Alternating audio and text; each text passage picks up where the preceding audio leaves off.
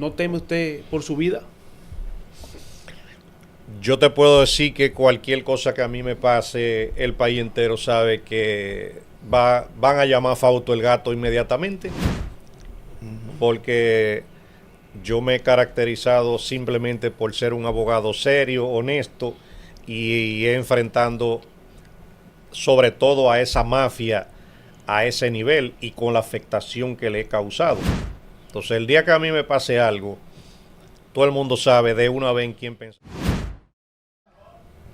Seguimos en su programa Despertar Político, saliendo por los canales 74 de Altiz, una línea de telecables a nivel del nordeste del país, y así como también por los canales de YouTube Rafael Linares Guerrero y Multimedios de Comunicaciones. Señores, recibimos con un fuerte aplauso a otro bucapié. Él dice que lo ayudemos, pero olvídense. Amadeo Peralta. Amadeo Peralta, señores, cabe destacar que yo a Amadeo lo conocí junto a mi padre, y a Amadeo siempre le he distinguido, le he tenido un gran respeto porque es bueno en lo que hace. Como siempre, no somos moneditas de oro, Amadeo, para caerle bien a todo el mundo. Hay muchos que hablan y muchos que dicen, pero gracias a Dios, Amadeo, porque está aquí en este conversatorio con usted. Un placer para mí, gracias por la invitación. Un saludo para todo el que anda en la calle cogiendo lucha a esta hora. Bueno, Amadeo, muchos temas en el día de hoy por discutir. Este tema, por ejemplo, Yexet, las víctimas, ¿ha sido usted apoderado en algún momento? ¿Lo han llamado para consultarle? ¿Cómo usted cree que va a terminar eso jurídicamente? ¿Ha dado los pasos correctos Antonio Espaillat? En fin, una serie de preguntas surgen con el jurista Amadeo Peralta. En el tema del YESEP, a mí me han consultado como unas 8 personas.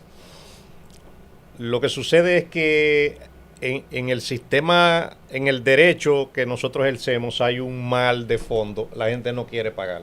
Dios. Sí. He hablado con 8 personas, pero ellos quieren que tú lleves el caso a lo que salga. Exacto. 7 años pro bono. Lo que es años. Sí. Pro bono, dice un amigo mío, pro bono. Porque exacto, los pro bonos son buenos siempre que te pongan una parte de los honorarios tuyos. Mira, ve adelantando y un pro bono después, porque hay gastos y hay muchísimas cosas. Exacto. Inclusive, tanto ese caso como otros en el ámbito jurídico que pueden tener éxito, muchas veces no son llevados porque aquí en República Dominicana, sobre todo el dominicano, porque también aquí hay muchos extranjeros, sobre todo el dominicano no tiene la cultura de demanda como existe en otros países. Entonces, siempre me plantean casos millonarios, multimillonarios, pero no quieren darle al abogado una botellita de agua. Entonces, la gente no quiere pagar, esa sería la conclusión. Exacto, entonces así he tenido que decirle que yo no llevo esos procesos y a lo mejor buscan a otro abogado que, sí, que lo lleve. Amadeo, pero el caso del YEXE como tal, ¿qué opinión le merece? ¿Cree usted que ha dado los pasos correctos el Ministerio Público, el propio Antonio, en restringirse un poco, no hablar del caso? ¿Cómo usted cree que va caminando esto a 2 meses casi de la tragedia? Bueno, a mi entender, el Ministerio Público lógicamente se ha tardado en la ejecución de esos procesos. El Ministerio Público tiene que darle una respuesta satisfactoria al país. El hecho de que van 236 personas y no recuerdo si 189 heridos, eso no se puede quedar así, sobre todo en comparación con otros casos en donde el Ministerio Público ha sido ligero y ha apresado prácticamente a los dueños de esos locales. Ustedes tienen el caso de una planta de gas en La Vega. Eso ocurrió un sábado y el lunes los dueños y los socios de esa compañía amanecieron toditos presos. Así es. Ese mismo caso de San Cristóbal, a los pocos días Inclusive me daba pena de una muchacha que era hija de los dueños de esa compañía, o sea, presa. Digo que me da pena porque me da presa sin saber de ese proceso, la esposa del dueño. Sin embargo, el Ministerio Público los acusó. En este caso, el Ministerio Público, yo entiendo que hará de dar alguna sorpresa al país, porque eso no se puede quedar así. Le dará una sorpresa al país. Bueno, pero es que no estamos en cuestión de sorpresa. Oye, y con un tema, por ejemplo, tan complicado, hermano Giovanni, ¿estamos para sorpresa? Bueno, en definitiva.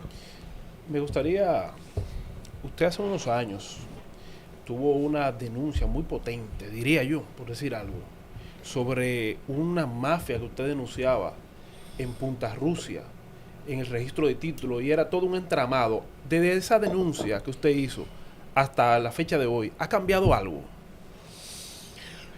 Mira, el caso de Punta Rusia, yo tengo un tiempo denunciando las operaciones de un entramado, lo más lamentable de un diputado, que es el ladrón de tierra más grande que hay, falsificador de documentos. No sé si usted dijo que era Fausto el Gato. Le apodan Fausto el Gato. Recientemente, inclusive, el Ministerio Público localizó una sentencia falsificada en la jurisdicción inmobiliaria que no había podido ser encontrada, con esa sentencia falsearon esa sentencia, pero también falsearon el contenido, estableciendo que un señor que le llaman Carlos López Wester había fallecido y que un grupo de sinvergüenzas eran descendientes de él, pero al final era como el caso de los Rosarios, eran todos usurpadores. Dios mío. Ustedes tienen el caso inclusive del alcalde del distrito municipal de Montserrat, que fue apresado en Baní luego de una persecución. Ese caso de Montserrat en Neiva está vinculado con Punta Rusia, porque esos delincuentes de Punta Rusia se inventaron que ese mismo señor, Carlos López Huestel, había ido a Neiva y había declarado un hijo. Y allá, que es un centro de un consulado clandestino de falsificar actas, le habían otorgado actas de nacimiento en donde el papel es bueno, el papel en el que te lo expiden, el sello es legal y la firma también, pero el contenido del acta de nacimiento es totalmente falso. Entonces, ustedes tienen inclusive recientemente una declaración del comunicador Ricardo Nieves, en donde ha confirmado todavía con más veracidad la existencia de una mafia peor que la de Bahía de las Águilas, pero es porque él ha visto el expediente que tiene la Procuraduría General de la República.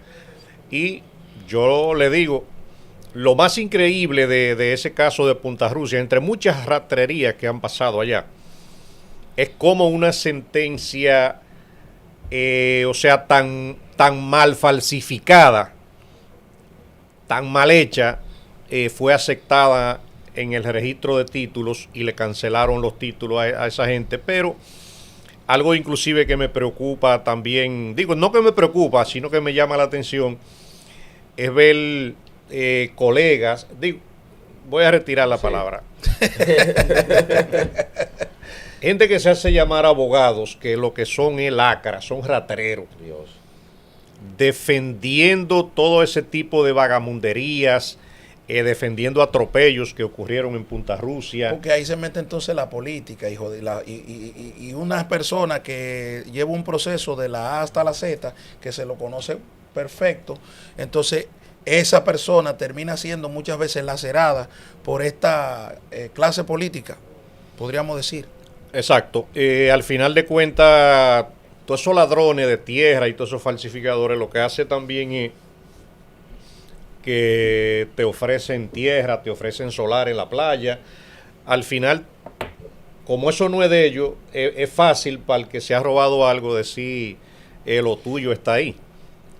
Ahí ustedes tienen el ejemplo de que a mí me han enviado 64 personas lo llevo contado a través de los años. 64 personas a hablar conmigo, entre ellos algunos diputados. Pero escuchen cuál es el tema de la conversación. ¿Cuánto tú quieres? ¿Cuánto tú quieres? No joda tanto. Vamos a repartirnos eso. Olvídate de eso. Eso da para todo. Tú lo quieres en título, tú quieres tierra, tú lo quieres en efectivo. O sea, y a todos los que han ido, toditos han salido peor que como han entrado. Porque ese tema de Punta Rusia, al final también yo estoy llevando una defensa social. Así fue que inició de una comunidad abusada por una banda de ladrones y de falsificadores. Al final de cuentas, la Procuraduría General de la República, cuando concluyó con esa investigación, determinó quiénes son los verdaderos dueños de esos terrenos, que yo siempre entendía que era del Estado. Y esas personas, cuando vinieron al país, entonces decidieron apoderarme como su abogado de cabecera. Y hoy una lucha social que empezó bastante bien, sigue, en donde los dueños de eso son unos ciudadanos dominico-alemanes que no tenían los medios para enfrentar a esa banda, y lo único que puedo decir fue que Dios me puso en el camino y he tenido que enfrentarla con uña y diente. Abogado, hay un tema, usted que habló de la cultura de demanda, hay un sector aquí que es muy olvidado, y desde el punto de vista jurídico me gustaría saber su opinión, y son los conductores de plataformas digitales, que al día de hoy hay muchísima denuncia y nadie le da respuesta, no tienen un respaldo.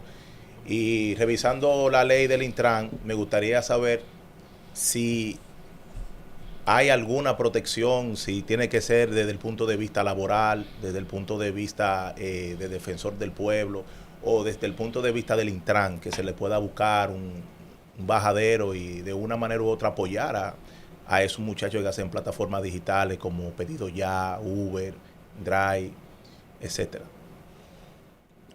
Ok, al final fue que entendí la pregunta, porque al decirme plataformas digitales y el Intran, mira, yo soy de opinión que la propia ley de tránsito, esa ley hay que revisarla de arriba abajo. Pero es por el desorden que aquí se ha generalizado.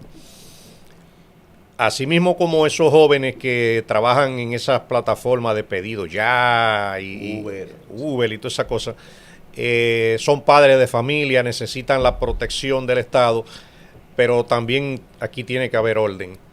La mayoría de esos jóvenes, por llevar rápido ese pedido, arriesgan no solamente su vida, sino la de todo el mundo.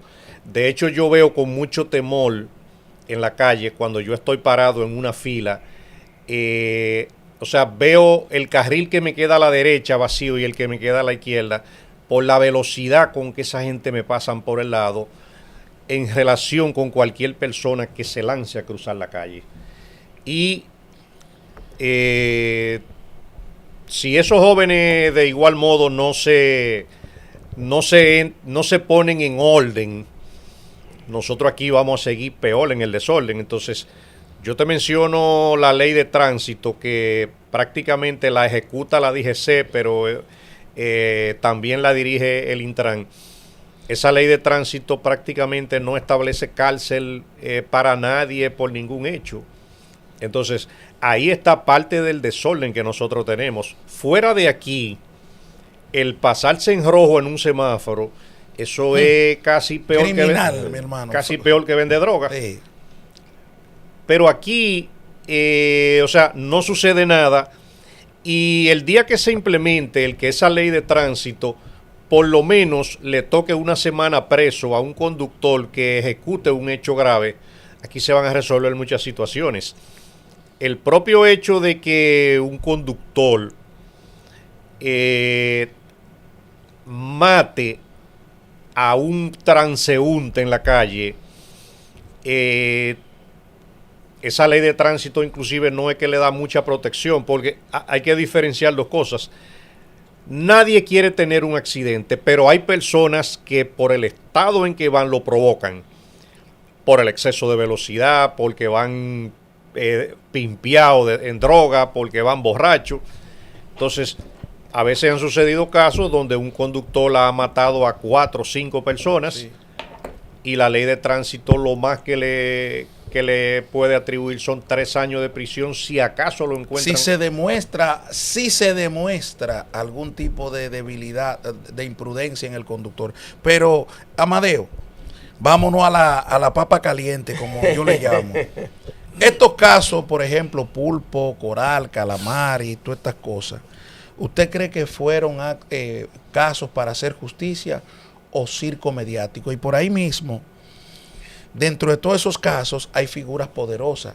¿A quién no se atreve a tocar el Ministerio Público?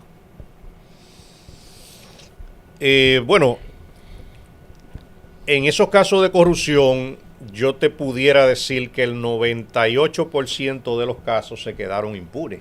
Sí. Increíble. ¿Por qué? Se quedaron por muchas razones. Primero, falta de capacidad en la logística investigativa.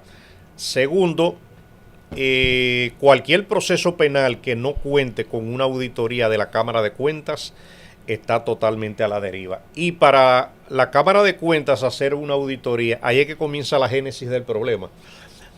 Lo primero es que tiene que hacer un presupuesto, no sé cómo ellos le llaman la palabra, hacer un planeamiento para el año que viene, de cuáles son las auditorías que se van a realizar. Pero hay auditorías que se pueden tomar más de un año. Entonces, esa logística, esa falta de recursos de la Cámara de Cuentas ha impedido también la ejecución de muchos procesos por corrupción. Es bueno que el país sepa que las auditorías de la Contraloría General de la República solo sirven de manera referencial. No pueden sustentar un proceso penal y ahí está parte del problema. La Cámara de Cuentas, con todos los problemas en los que se ha visto envuelto, al final de cuentas también ha ayudado a muchas personas a que esos procesos no salgan. La Cámara de Cuentas ha archivado.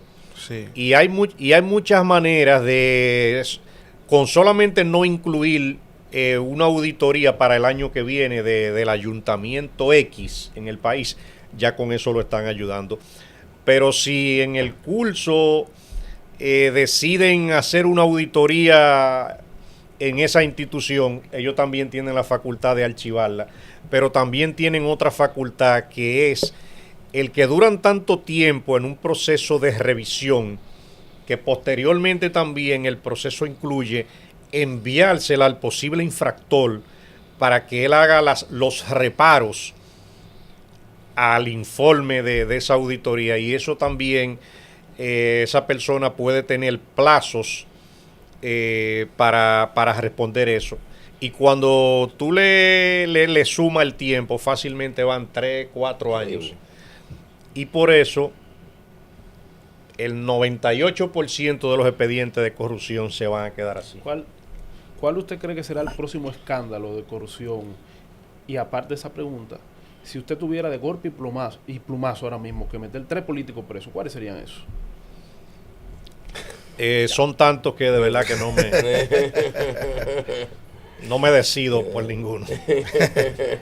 Pero ¿cuál sería el próximo escándalo de corrupción? Que nadie se atreve a hablar de eso. Lo eléctrico, ¿no? Que se ha quedado... Bueno, los pulpos eléctricos lo hemos estado esperando desde... Bueno, desde el 20. Desde el 20. Sí. Que se entiende que es un super caso. Pero no es ningún super caso, porque es que tenemos 5 años casi esperando el super caso, y ya el caso se ha vuelto un casitititico. Es decir, cuando el Ministerio Público le permite a un imputado X o a un posible imputado tanto tiempo investigando, el caso se diluye. Ahí lo que puede el Ministerio Público estar cometiendo un acto de violación de derechos fundamentales, porque cuando te limita una cuenta, el acceso a ella, hacer pago, hacer esto, le hace un flaco servicio. Mira qué sucede. Mira una apreciación jurídica personal. real voluntad de combatir la corrupción aquí nunca la ha habido. Eso es lo primero. Sí. Segundo, para que haya esa voluntad, el propio Ministerio Público debería tener un presupuesto adicional para la contratación, inclusive de abogados expertos en manejar esos temas de derecho penal, porque la capacidad del Ministerio Público ha sido arropada por los pocos casos que hay. Entonces, en el Ministerio Público, si no le meten cuarto para resolver muchas de esas situaciones, va a pasar lo que está pasando en la Cámara de Cuentas, que por falta de presupuesto no se pueden hacer las auditorías. Entonces, otro problema que nosotros enfrentamos, y lo saben sobre todo los que son abogados, el Código Procesal Penal no ayuda mucho. El Código Procesal Penal aparentemente fue hecho para beneficiar a muchos de esos imputados. Y si no fuese, inclusive por la ley 155-17 sobre lavado de activos, aquí no hubiese habido ningún caso. Porque el Código Penal que nosotros tenemos, que nos lo prestó Napoleón Bonaparte, no castiga prácticamente hasta con 1 año de prisión el robarse 1/4. Sí. El Código Penal viejo. Mire, yo quiero volver a Punta Rusia. Ahí se vio unos videos muy virales sobre unos norteamericanos que le dieron una golpiza y después de un tiempo el señor murió. Entonces, ¿dónde ha quedado ese caso? ¿Eso se quedó así? ¿Qué pasó? Y en esa misma línea, usted ha hablado que le han enviado 60 y algo de personas a hablar con usted, y viendo esa golpiza que le dieron a esas personas, a esa pareja, ¿no teme usted por su vida? Yo te puedo decir que cualquier cosa que a mí me pase, el país entero sabe que van a llamar a Fausto el Gato inmediatamente, porque yo me he caracterizado simplemente por ser un abogado serio, honesto, y enfrentando sobre todo a esa mafia a ese nivel y con la afectación que le he causado. Entonces, el día que a mí me pase algo, todo el mundo sabe de una vez en quién pensar. Lo mismo que pasó con ese norteamericano. Cuando ese norteamericano murió, el primer pensamiento de su esposa fue: me lo mataron. Pero me lo mataron por las amenazas que ese norteamericano y ella habían recibido, por la golpiza que recibió por parte de ese bandido, y por todas las amenazas que ellos sufrieron y siguieron sufriendo allá en Punta Rusia. Y si el Ministerio Público y el gobierno le hubiesen puesto más atención a Punta Rusia, allá se hubiesen judicializado más procesos, porque son muchos los extranjeros abusados. Yo he sido prácticamente la voz de cientos de personas de Punta Rusia para poder hablar yo solo por cientos de personas que de una o de la otra manera lo han estafado, lo han amenazado, le han robado su tierra, le han deslindado su casa. Ese caso es tan grande que yo te puedo decir cómo a una gente, a un ex fiscal titular de Santiago, al titular de Santiago de la Fiscalía anteriormente, se le ocurre el ponerse diferentes casas de diferentes personas a su nombre sin haber puesto un blog en esa casa. Así operaba esa banda. ¿No le han dado parte a la embajada americana sobre esos casos? Se le ha suministrado varias informaciones, pero la embajada americana siempre dice que está trabajando el proceso, que no puede dar información, pero que tienen el caso. Mire, eso me sirve, Giovanni, Sí. y querido Amadeo, para yo contar esta anécdota. Sabes que yo en Nagua tenía un cliente que era dominico suizo. No, él era dominico americano, norteamericano, residía allá. Bueno, y estaba en su proceso de ciudadanía, pero el hombre iba y venía y había comprado un solar. Y había un ciudadano suizo que colindaba con él, y el ciudadano suizo se le metió al lindero, le cogió un metraje largo. Bueno, nosotros, gracias a Dios, el proceso llegó a un acuerdo entre las partes y decidimos entonces tumbarle la pared con la anuencia de la persona, tumbar la pared y ponerla donde iba. Pero ¿qué ocurrió con el ciudadano suizo? Siempre. Y oye, ese caso lo llevé, Giovanni, en el 2015. Increíble. 2014 para el 2015. Duramos casi 8 meses en eso, en Nagua. Ese ciudadano suizo tenía una casa preciosa, hermosa, vista al mar y todo eso. Murió. No tenía un familiar aquí. Y entonces el cliente me apoderó de la venta de ese solar que habíamos discutido en el 2015. Yo volví en el 2021 por ahí. Y yo pregunto, digo, ven acá. Y el suizo que estaba ahí dice, no, el señor murió, pero él no tenía a nadie. Y su chofer y su empleada fueron los que heredaron eso. O sea, hicieron, y ahora hay un problema porque hay unos hijos reclamando eso, pero tienen el mismo problema que usted dice. Gente que no vive en el país, gente que no tiene tiempo, o sea, que puede venir aquí por 15 días, no va a estar metido aquí en esta jungla. Jungla no, en esta, porque óyeme, duramos 8 meses para que esa persona le reconociera. Y fue por un acuerdo entre las partes, por múltiples cosas que yo hice y que hizo el otro colega. Pero eso me llama a reflexión de que aquí hay muchos extranjeros haciendo inversiones y al final los más vivos son los que se quedan con esas inversiones. Sí, de hecho en la zona de Puerto Plata se da muy frecuente. Situaciones parecidas. Sí, y de hecho a veces me he quedado pensando, hay extranjeros, sobre todo alemanes, que vienen y se radican inclusive en zonas muy apartadas. Sí. Sosúa, en Cabarete, y hacen una casa buena, pero le ha tocado fallecer y ni la familia de ellos saben de ellos. Sí, claro. Y esas propiedades se quedan ahí. El que estaba más cerca de él es el dueño. Sí, sí. Eso pasa. Entonces, yo que vi eso, me imagino que Giovanni también ha pasado por procesos iguales. ¿Qué podemos hacer como Estado? ¿Qué puede hacer el Estado? Porque el Estado se ha declarado incompetente en muchísimas cosas. Es decir, un inventario, el control territorial muchas veces, las alcaldías, las gobernaciones. Porque si alguien debe tener el control territorial de las propiedades que tiene esa provincia, debe ser la autoridad, pero parece que no la tiene. Yo te puedo asegurar que en los pueblos todo el mundo se conoce y todo el mundo sabe la situación, inclusive de cada persona. Yo soy de la Isabela de Puerto Plata. Sí. Y yo te puedo decir que en la Isabela todo el mundo sabe quién está vendiendo droga o quién está coreando. Sí. No, siempre ha sido España así. o en Alemania. Sí, siempre ha sido así. En los pueblos todo el mundo se conoce. Entonces, esa misma situación yo la veo en Puerto Plata, de que todo el mundo sabe allá, fulano falleció y la casa se la robó el vecino, el chofer, el tío, el que sé yo quién. O sea, uno que no es ni siquiera familia de él. Y bienes nacionales también, o el propio Ministerio Público pudiera intervenir, pero no. Nosotros aquí nos hemos estado acostumbrando a que cuando un problema no te afecta, no te duele. Sí.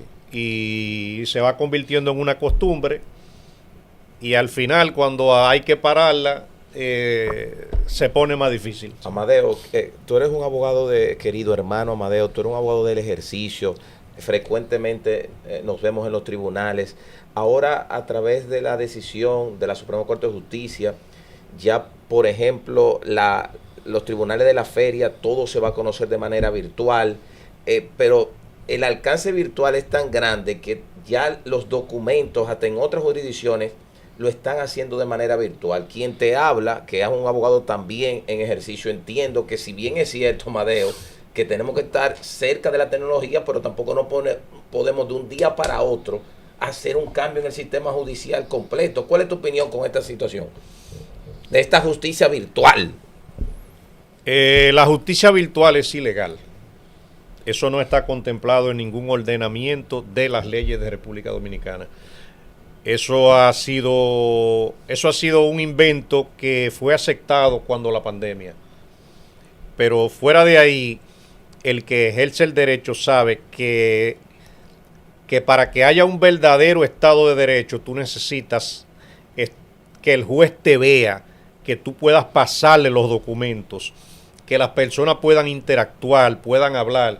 Ahí en ese escenario personal de una audiencia se puede saber con más veracidad la culpabilidad o inocencia de una persona. Pero en el tema de la virtualidad, llegó un momento que eso se convirtió en un relajo, en donde hay personas que jugando con la virtualidad no permitían que ninguna audiencia pasara. Y por ejemplo, en el ámbito penal se daba frecuentemente, se componía la audiencia, pero el imputado y el abogado estaban presentes, pero al final de cuentas se fue el internet, pero ellos se registraron ya en la audiencia. Ya ellos estaban en la audiencia. No le puede pedir una rebeldía porque yo estaba en la audiencia. Se cayó el internet. Los jueces no pueden hacer nada porque... Sí, claro. Y en eso se diluían procesos y al final no se conocían. O sea, yo conozco como de 6 procesos que para conocerlos fue cuando se volvió a la presencialidad. Claro, pero es que el sistema jurídico dominicano, Amadeo, está hecho para asistir presencialmente. Lo otro es un invento. Yo relajaba mucho con mi esposa, porque cuando ese tema de la virtualidad, COVID-19, fundamentalmente, a mí me tocaba asistir a personas. Y yo, por ejemplo, Giovanni, uno se ponía la toga, pero se ponía un pantalón corto. Sí, y tú estás bien. O sea, sí. Esas son de las cosas como hacer un programa de televisión en calzoncillo o en chancleta y que la gente diga, pero mira, tiene un traje.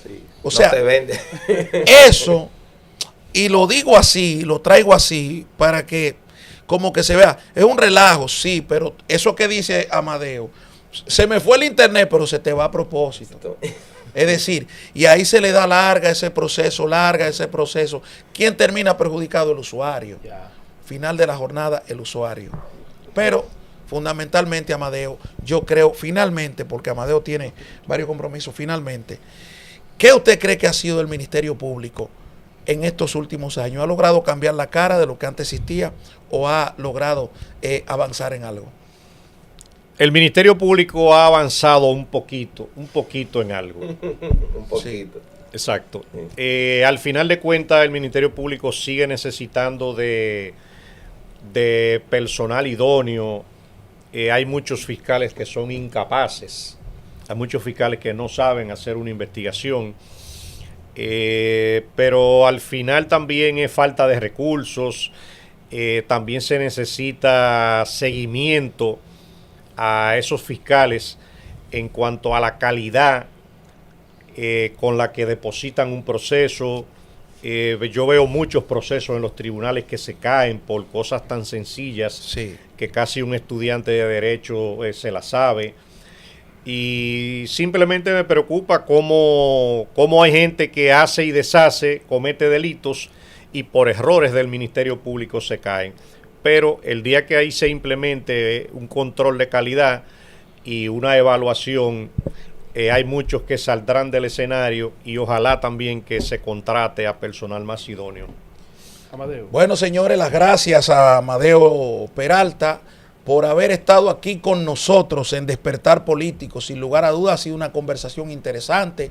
Uno de los abogados que lleva una lucha constante contra los invasores de tierra, contra las personas, contra estas bandas que operan en la República Dominicana y que son un dolor de cabeza para nosotros. Las gracias, Amadeo, por estar aquí con nosotros.